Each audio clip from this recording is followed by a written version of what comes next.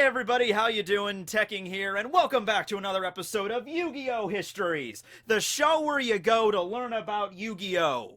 Sometimes, because my memory's not perfect. You should probably go watch actual people that know about this card game. But here's the thing, I have a special episode for you today because look what I got in the mail recently. That's right, an actual Millennium ring! A fan of mine saw the crappy foam one that I was wearing in the Destiny board video, and he took it upon himself to travel to Egypt, break into a tomb of the pharaoh, and found this thing. And he sent it to me because he's like, Tekking, you deserve the real thing. And here's the kicker, it really does have an evil soul that tried to possess my body last night. But it was actually really cool. I mean, we just kind of sat down for some tea, you know, me and Zork. He's actually a nice guy once you get to know him. I basically brought up, he's like, you know, you don't need to be going around possessing people all the time, Zork. You know, you're your own dragon demon person. You could do whatever you want. And so he decided he wanted to start a small cafe in Paris, and he left. And I think the future's looking bright for old Zork. But because I have this awesome Millennium ring, I thought, okay, let's do another video on my man Bakura. All right, so we already talked about the Destiny board and all the creepy occult deck stuff, but there is another scene involving Bakura in the Yu-Gi-Oh anime that I really loved, and it was the first time we really get to see the spirit of the ring. Do you guys remember back in Duelist Kingdom when everybody's kind of at a campsite and the Bakura comes out of nowhere and sends everybody into the Shadow Realm? I love that episode because it deals with something a little bit different than the actual plot. It's kind of like a side story, if nothing else. Bakura really doesn't care about the Duelist Kingdom tournament or anything. He's just there to collect the Millennium items, right? So he traps Yugi in the Shadow Realm and they play a game. It's not a really crazy holographic duel. It's just like a game on the normal playmat, and every monster that Yugi summons has the spirit of one of his friends in it. So that's like where the stakes are raised to the point where it's like, okay, if one of my cards get destroyed and sent to the graveyard, that's one of the souls of my friends that are going to be eliminated. So I have to be really careful in how I use them, but I'm going to need to play my friends in order to win, basically, right?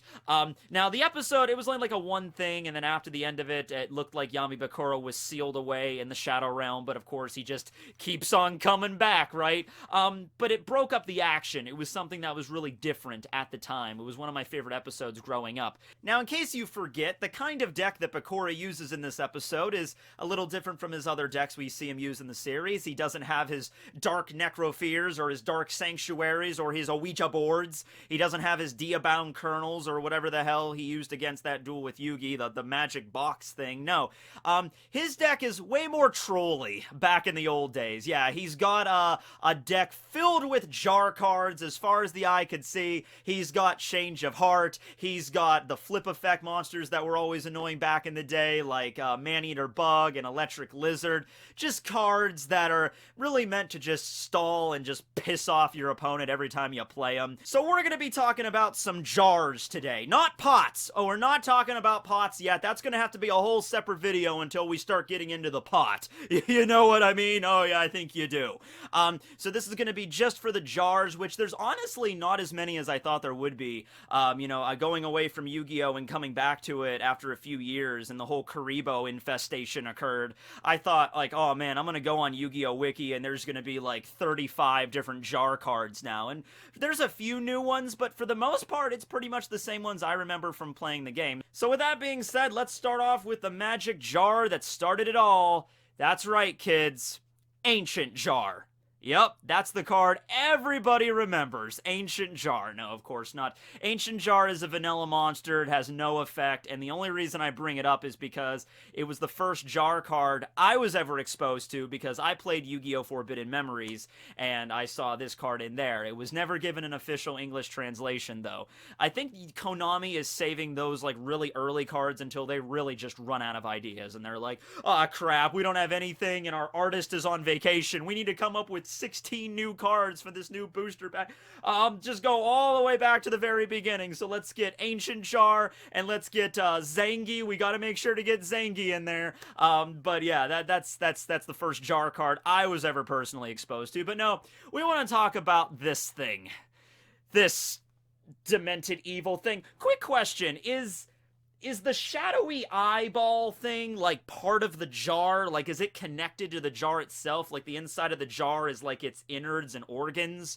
Or is the jar just a normal jar and the shadowy thing is like a demon that just likes to hang out in closed, tight spaces? I never got that, but in the anime it's actually terrifying because the shadow like comes out of the jar and it's like screaming bloody murder. It's like, yeah! And it's its tongue going crazy and stuff. So Morphing Jar's effect is pretty simple / annoying. It's a flip effect because of course it is. When it's destroyed and flip face up, both players take their hand, discard it to the graveyard, and then draw 5 new cards. Now, the reason this card was forbidden for a very long time, and in fact I think it's down to just 1 right now, which was a surprise to me, but the reason that it's banned is because it can actually lead into a certain OTK or even an FTK under certain circumstances called Empty Jar. Basically, you can make a mill deck which forces your opponent to pretty much deck out extremely quickly, sometimes even on the first turn, utilizing things like Needleworm and then the different Morphing Jars. It's just this loop you can get into, and it's probably best just to remove it. Now, Morphing Jar itself, I never actually owned as a kid because later on I found out you can only get the original Morphing Jar in a tournament pack. Now, Morphing Jar 2, on the other hand, I had about a bajillion copies of, and every time I got one, I was like, man, where is Morphing Jar at? Because I just assumed that Morphing Jar was in the same booster as Morphing Jar 2, so I would have to get it eventually, but I just kept getting number 2. Morphing Jar also had a very basic effect. It was like 1 line of text. Morphing Jar 2 had like this giant paragraph that I never wanted to read as a child, so I just basically chucked all of them in the trash. But yeah, it was one of those early tournament pack cards, so I never owned it, but it was pretty cool. Let me just read you the entry for this here, the flavor text, because it's hilarious. It literally tells you that you can make an OTK deck with this thing. You can create decks that focus on this card as its centerpiece. Yeah, so basically, yeah, hey, guys, if you play your cards right, and you get your hands on enough Morphing Jars, you could totally break the shit out of this game! This card is very useful when you have no useful cards in your hand, while your opponent has powerful cards in their hand. Not sure how you would know about that, but okay. Yeah, it's probably best when you don't have really any cards in your hand and your opponent has, like, the maximum amount, and you can throw this thing out and you can at least even out a little bit. Kind of reminds me a little bit of Card of Sanctity, the way they used it in the anime, where Card of Sanctity, you just throw it out, and it's like, now we have to both draw until we have 6 cards! That's not a broken card at all! Let's just draw until we have 6, because they used Pot of Greed for that too, but I think they realized after a while that even Pot of Greed, they didn't know what it did, so they had to go and create Card of Sanctity. And Card of Sanctity does exist as a real card right now, but the effect is not even close to what it is in the anime. But in the anime, you know, when they're going through all of their cards and they're setting things and they're summoning, I think the creators are like, oh shit, we're down to only like 1 card or no cards in the player's hand. We have to figure out a way for them to get more cards, or else the episode can't continue. So, yeah, they draw Card of Sanctity, or Pot of Greed, or Graceful Charity, or something, and then they could draw a bunch more cards, and just to get, you know, the anime episode, you know, continuing onward, because otherwise, you'd have a lot of dead turns where it's just like, alright, I have no cards in my hand, I played everything. Okay, no, that's shit. I pass. I don't have anything either. Pass. Pass. I set a card. You know, you'd have scenes like that, like in an actual duel. Sometimes you don't have a lot of cards, and you're just like, okay, is that good? No. Okay, is that good? No. Did they get something good? They didn't get anything good. All right, and you keep drawing until it's like, oh, okay, I got something. Raigeki! You know, I could do something with that. Okay, so that's Morphing Jar and Morphing Jar 2. Let me just read you the flavor text for Morphing Jar 2 before we continue here. So, Morphing Jar 2 is useful in a variety of situations. If your opponent has powerful monsters and you have weak monsters on the field, my god, even the text for this thing is super long. Then Morphing Jar will act like a dark hole and return all monsters to the decks. It will also allow you to summon new monsters on the field that may be more useful. Also, if your opponent has few monster cards in his or her deck and many spell and trap cards, then your opponent will probably discard many spell and trap cards into the graveyard before he or she runs across a monster card. Okay, so did you get all that? That's Morphing Jar 2. I mean, I guess it has more applications than just the standard Morphing Jar, but I never played it. Who's that monster card? It's Jar Turtle! Jar Turtle! Now, the next jar card that I distinctly remember annoying the crap out of me growing up was Cyberjar! Oh, we love Cyberjar. Really cool design. I believe Bandit Keith used this in the anime when he was possessed by Merrick. So what Cyberjar does is essentially use the effects of Dark Hole and Graceful Charity together. If that sounds incredibly broken, it's pretty much kind of because it is. So what it does is it destroys all monsters on the field when it's flipped face up. Then you excavate the top 5 cards in your deck. Any card that's level 4 or lower immediately gets special summoned, and then all remaining cards, where do they go? They get added to your hand. So, yeah, there's some problems with this. It can involve Empty Jar and a few burn decks as well. So it's probably best that that was banned rather early on. But, yeah, overall, though, I like the design of Cyberjar, and I think, remember using it in my deck a few times, but I don't think it ever really, manifested in anything major. Pretty much because, you have to understand, when I was a kid, I wasn't thinking about it, like, in the metagame. I wasn't thinking, like, hey, maybe if I get all these jar cards together and throw them all in my deck, I could somehow force my opponent to deck out faster. It just didn't click when I was a kid, because I'm focused on doing what they do in the anime, really over-the-top speeches and stuff. Like, oh, well, in order to defeat my opponent, I have to summon a really strong monster of Blue Eyes caliber or greater in order to wipe out their life points in one go. With pelvic thrusting, apparently. But that's how I thought duels were supposed to go, right? Using some sort of cheap trick in order to get your opponent to deck out faster, that doesn't seem like a fun way to win the game, does it now? No, it doesn't. So yeah, I remember using Cyberjar, but never really realizing to the point, like, hey, I have, like, a bunch of Cyberjars and a bunch of Morphing Jar 2s, and there's a bunch of other cards as well that, can force you to draw more or, discard. Like, if we're just playing by OCG rules, if we're just playing with, like, no forbidden cards at all, then maybe we could, like, I could throw in, hand destruction or card destruction. I always forget what that card's called. It destroys your hand, so I always want to say it's hand destruction, but I think it's card destruction. I could just throw a bunch of those in my deck and make that work and see which one of us runs out faster, but not very entertaining, It lacks the theatricalness of it all. So the next jar card that I will bring up here, probably the most famous, is, of course, Jar of Greed. That's right, the lame second cousin, twice removed, of Pot of Greed. I wasn't really even going to bring it up because it's not technically a jar monster. It doesn't have a flip effect. It's a trap card. It lets you draw 1 card, and it's a trap, so it's relatively slow. But it does have jar in the name, and I did use it, so I guess I'll throw it in there. Like, okay, Jar agreed. There, you got the spotlight on my show for a whole minute and a half. For somebody that doesn't even really play Yu-Gi-Oh! Competitively and has probably gotten a shit ton of stuff wrong in this video already, but you got the scene, and that's all that matters. I hope whatever's in your jar is worth it. Comment below on what is inside the Jar of Greed. But now, moving on to my favorite jar card, the one that my friends probably still despise me and are plotting my murder to this day for using so many times. This is a fiber jar, ladies and gentlemen. Yeah.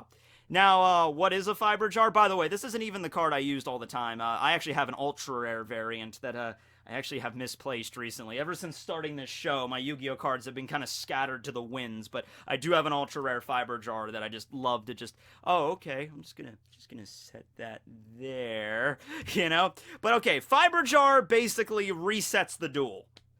Allow me to explain. It's a flip effect. Both players unite all their respective cards on the field, in their hands, and in their graveyards. And they reunite that with their decks, they shuffle their decks, and then both players draw 5 cards.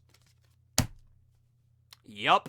So, with the exception of banished cards and the life point counter, those don't change. The banished cards are still banished. Your life points are still the way they were before it was activated. But beyond that, everything starts over. So you could have you could have some cards out and some, field spells, some trap cards ready to go. You could summon a really strong monster, and then you attack this thing, and it's like, all right, guess we're starting over. Put everything back in your decks and draw 5 cards. My friends hated this card because it's just annoying, if nothing else. It's just like, okay, we're on a roll, we're doing this, we almost got this, and then they attack and they get a fiber jar, and it's like, Really, Matt? Okay. Now, the reason this card was banned, even I could see the reason here, because it resets the duel, right? But if it's on your turn when you flip Fiber Jar up, then that basically means that it wipes the field clean and you can attack directly. So, in my case, with my 6 Samurai deck, if I flip up Fiber Jar on my turn, and I draw a bunch of 6 Samurai, and I get Gateway, and blah blah blah, and I throw all that out there, I could spam a shit ton of Samurai to just slice up my opponent like that. There's probably a few more applications with it that you can think of that would be a lot more devastating. But yeah, that's basically the reason that it was banned, and also just because, like I said, it's extraordinarily annoying. But I always just like the design of it. It's the only jar card that is a plant. You know, it doesn't have the creepy shadow thing or the weird pervy face on the front of it. It's just a tree. Basically, it's just a tree growing out of a pot. So I don't know exactly why this card can redo the entire duel, basically, but it does, and it's awesome for doing it. I love me some Fiber Jar. I believe Joey used it in the anime like once, but I think that was during the Kaiba Corp Grand Prix arc, and we don't talk about that arc ever. But Fiber Jar was still really cool. I love it, and I still use it in my deck whenever I'm dueling my friends, even though it's forbidden, because that's how I roll. Now I know what you're thinking right about now. You're thinking to yourself, Matt, I'm a big fan of dungeon dice monsters, because there's a lot of those in the world. Is there a jar card that incorporates dice in some way? There's gotta be, right? And don't worry, I got you hooked up with Dice Jar. Alright, now, this is a card I did use in my deck. I love cards that involve coin flips and die rolls. I love games of chance. Okay, so that's maybe why Joey was one of my favorite characters in the Yu-Gi-Oh! Anime, right?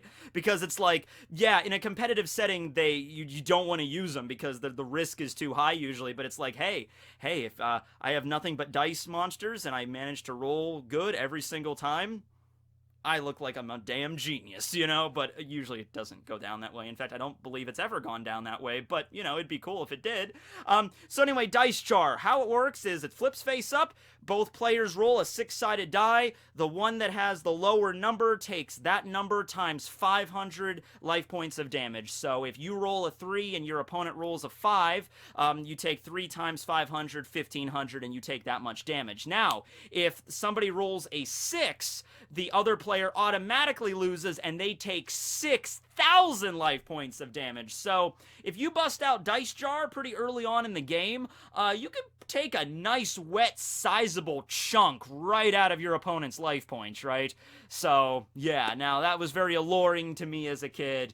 I don't remember ever getting that lucky with it, with drawing Dice Jar on my first turn, activating it, rolling a 6, and taking my opponent's life points down to 2,000 on the first turn. I don't remember the second or third turn. Don't remember ever that happening, but I do remember putting Dice Jar in my deck along with a lot of other random chance cards like the Sasuke Samurais and stuff like that. There's Dimension Jar, which allows you to banish up to 3 monsters in your opponent's graveyard. So that could be maybe useful in the current game where the graveyard is basically the second deck, although there's plenty of archetypes that also involve using your banished cards in some way too. We need to create a whole new sector of banishment, right? We have we have the graveyard, which that's supposed to be where cards go to die, and now it's basically just like a returning line, you know, just like, okay, get back in line, you can come back into the game at some point. Then there's banished cards, which is like a different dimension, but it's like, you know what, we need to make like a super different dimension or something, like a place so far gone. No, this card is out of the game, it's never coming back, there's no cards that bring it back, I don't care. We also have some newer jars that I just learned about recently. We have Absorbing Jar, which destroys all spells and traps on the field when it's flipped face up, and then depending on how many spells and traps were destroyed on the field, you draw a card from your deck, so that seems like a pretty cool one. You have to also remember, flip effects are pretty damn slow in the game now at this point, so they're not really as viable as they used to be, because there's just so many ways your opponent can destroy a monster before you ever have a chance to flip it up. Gone are the days where you can throw out a man-eater bug and your opponent's like, well, I have no other choice but to attack it, you know, so flip effects are just kind of low now, and so you got certain ones that have, like, really OP effects, I think, like Pot of the Forbidden. Doesn't this thing look so freaking badass? The only answer is yes. If Satan had a mantle above his fireplace, this would be what would be put on that mantle. This thing is amazing, okay? When it's flipped face up, you can choose between 4 different effects. Draw 2 cards, return all spell and traps on the field to the hand, destroy all monsters your opponent controls, and look at your opponent's hand, shuffle 1 card from their hand into the deck. And, you know, of course, you can only use one of these effects each turn, but that rarely matters, honestly, because each of those are pretty good. The only reason that it's, you know, kind of set up that way and why there's so many good effects, because it's like it's got Pot of Greed's effect in there. Pot of Greed is banned. Why does this thing have the ability? Because it's a flip effect and it's slow as shit. That's the reason why. So good luck trying to get to that point, but it still looks cool, and that's all that matters, right? So I hope you guys enjoyed this video, and thanks to Jeffrey for making me the Millennium Ring.